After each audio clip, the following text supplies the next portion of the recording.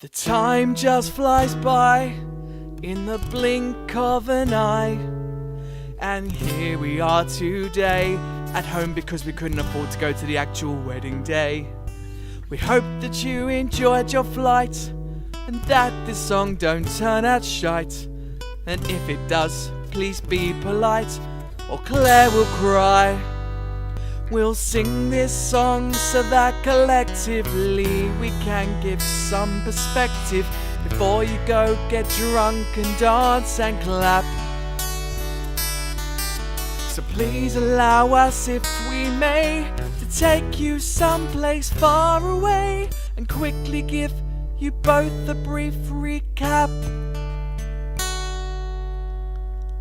In 2003, myself, George and Ollie, well, we started a band to get legions of fans.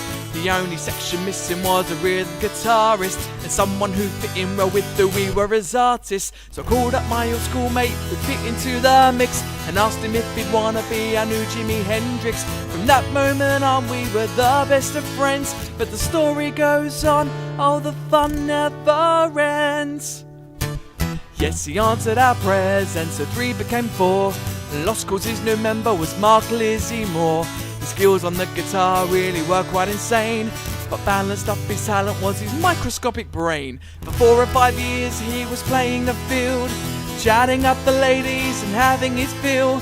But on one fateful night at a Superman show, he met his perfect girl and her name was LaBeau.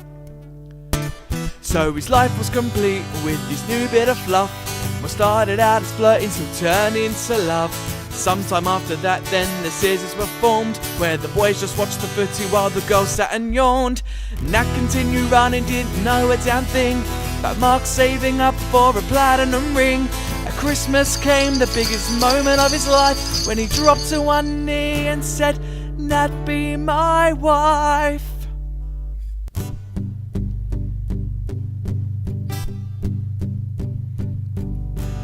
Knowing the groom is pretty awesome.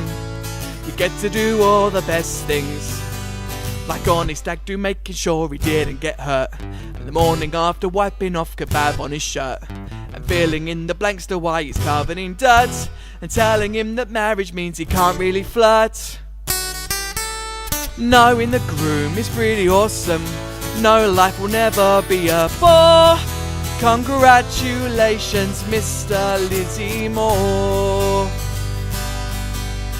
Wedding costs in England made them frightened, so they looked at Vegas, Greece and Iceland.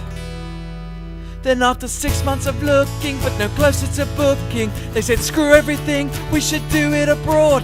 And they found a place in Barbados that they both adored. For the next several months Nat was going insane, with dresses, vows and flowers all consuming her brain. All she left for Mark to do was finish his game and concentrate on making sure he said the right name.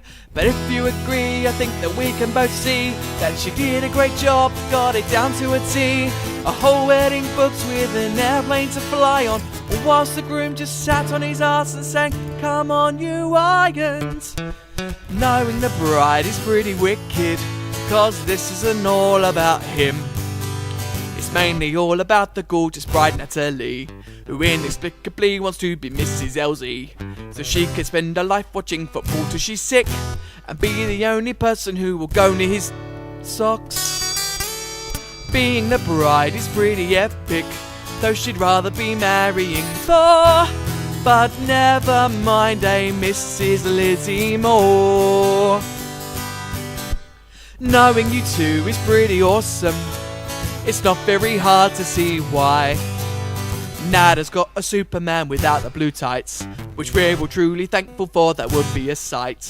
Mark has found his princess and for that we say yay. Plus it proves a lot of people wrong, he's not gay. Probably. We really wish that we could be there with you today. Barbados was a little much for us to all pay. Today we're thinking of you, looking $1,000,000. Wishing we were with you cause the weather here sucks. Being married is pretty awesome, cause today is the happiest day. So raise a glass in awe, don't drop it on the floor. Here's to Mr. and Mrs. Lizzie Moore.